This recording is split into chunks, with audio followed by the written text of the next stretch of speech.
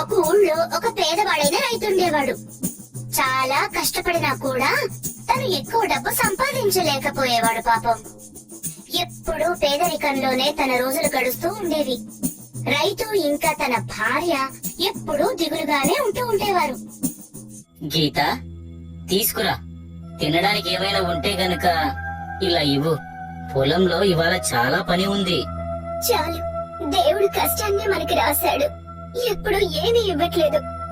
దేవుడి మీద నమ్మకం ఉంచుకో గీత.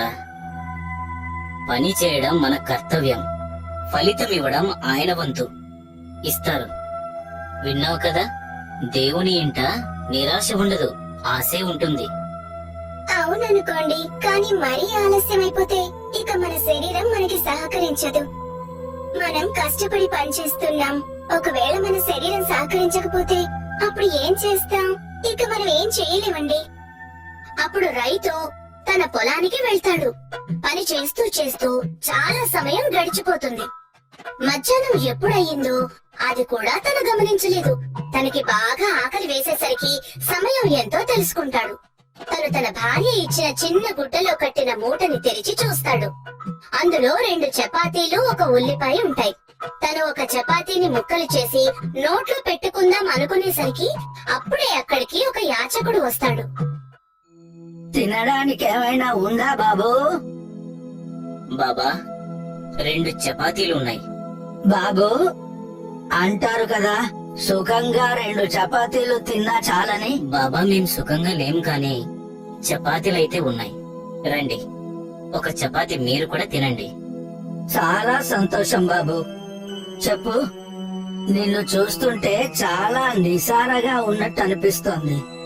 ఏం లేదు బాబా, నిరాశతోనే ఈ జీవితం గడిచిపోతుంది. ఎంతో కష్టపడినా కూడా కాసింత డబ్బు కూడా సంపాదించలేకపోతున్నాను.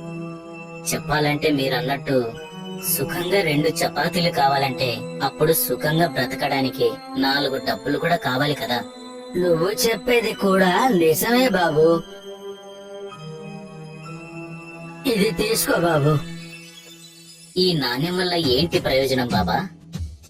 ఈ ఒక్క నాణ్యంతో అన్నీ జరుగుతాయి బాబు. ఇది అంత సాధారణమైన నాణ్యం కాదు. దీన్ని మట్టిలో పాతి పెడితే దీంతో డబ్బుల చెట్టు మొలుస్తుంది. దాంతో కొన్నాళ్ళు నీకు బాగా డబ్బులు వస్తాయి. అప్పుడు దానంతటదే మళ్ళీ మట్టిలో కలిసిపోతుంది. ఆ తర్వాత నువ్వు ఈ నాణాన్ని తీసేసి పెట్టుకో.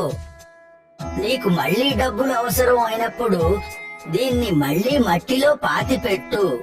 మళ్ళీ చెట్టు మొలుస్తుంది, మళ్ళీ డబ్బులు వస్తాయి. బాబా, మీరు చెప్పేది నిజమా బాబా? అవును, కానీ గుర్తు పెట్టుకో, నాణాన్ని పాతి పెడుతూ నువ్వు ఒక మంత్రాన్ని జపించాలి. ధనదేహి సుఖదేహి మంగళదేహి దుఃఖహరహి. ఒకవేళ ఈ మంత్రాన్ని చెప్తూ నాణాన్ని పాతి పెడితే అప్పుడే డబ్బుల వాన కురుస్తుంది. ఒకవేళ మంత్రాన్ని చెప్పడం మర్చిపోయి నాణాన్ని పాతి పెడితే అప్పుడు డబ్బుల మొక్క కాదు, ముళ్ళ మొక్క మొలుస్తుంది. అప్పుడు ఆ ముళ్ళు నీ మీద వానలా ఎలా కురుస్తాయంటే నువ్వు బాగా గాయపడి చనిపోవచ్చును కూడా. అలాగే బాబా, నేను మీరు చెప్పిన మంత్రాన్ని గుర్తు పెట్టుకుంటాను. నాణ్యాన్ని తీసుకుని ఆ రైతు ఇంటికి చేరుకుంటాడు. వచ్చి తన భార్యకి విషయం చెప్పేసరికి తను అస్సలు నమ్మలేకపోతుంది. కాని దీను ఇలా అంటాడు, రాత్రి ఊళ్ళో వాళ్ళంతా బాగా నిద్రపోగానే అప్పుడు మనం దీన్ని మన పెరట్లో పాతిపెట్టి చూద్దాం అంటాడు. ధనదేహి సుఖదేహి మంగళదేహి దుఃఖహరిణి. చూసారా అండి, నాకు ముందే అనిపించింది ఎవరో చపాతి తినడం కోసం మిమ్మల్ని మోసం చేశారు.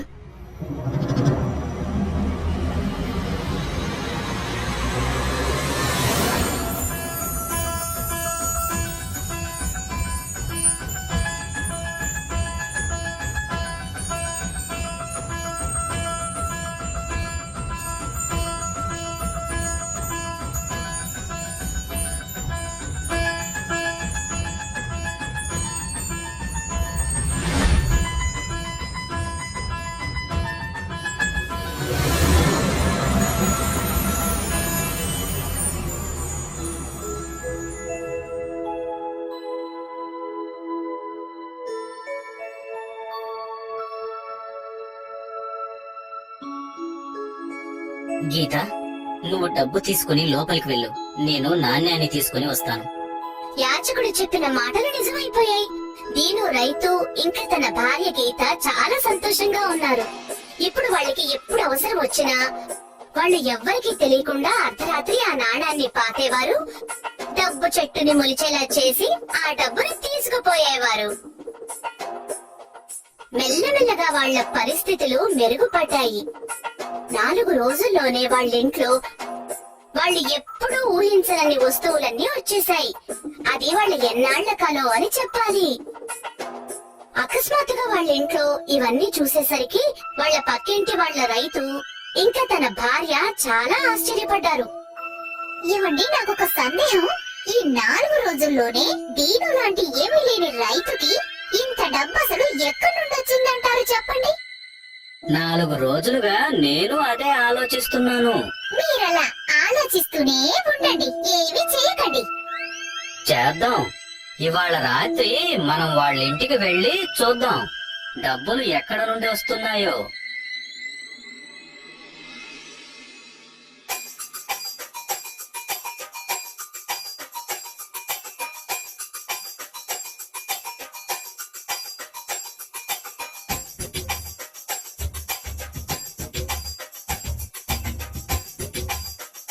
వీడు మట్టి ఎందుకు తవ్వుతున్నాడు?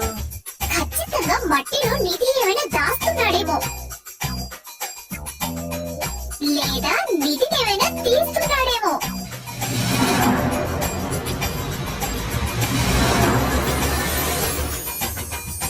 డబ్బుల చెట్ట.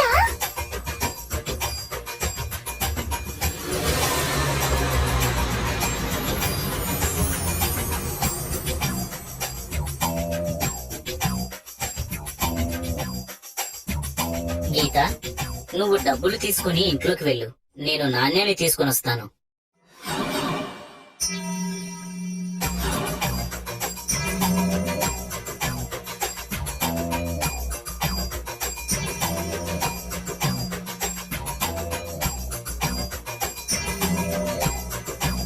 ఏం చూసారండి?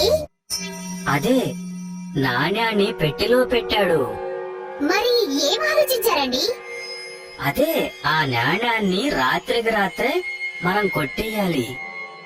ఇక నిజంగానే దీను రైతు ఇంకా తన భార్య నిద్రపోగానే ఇద్దరు గుట్టు చప్పుడు కాకుండా వాళ్ళ ఇంట్లోకి చొరపడి ఆ పెట్టెలోంచి నాణాన్ని తీసుకుని వాళ్ళ ఇంటి పెరటికి చేరుకుంటారు.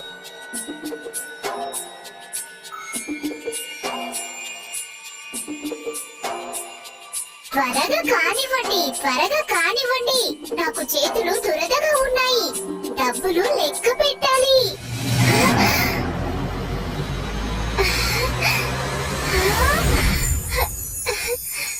వచ్చింది, వచ్చింది, డబ్బుల చెట్టు వచ్చింది. ఇదేంటి, డబ్బులకి బదులుగా ముళ్ళు వస్తున్నాయండి? అరే అత్యాస పరురాలా, కాస్త ఓపిక పట్టు. ఎలా అయితే ముందు పువ్వులొస్తాయో ఆ తర్వాతే పళ్ళొస్తాయో, అలాగే దీనికి కూడా ముందు ముళ్ళొస్తాయేమో, తర్వాత డబ్బులొస్తాయేమో.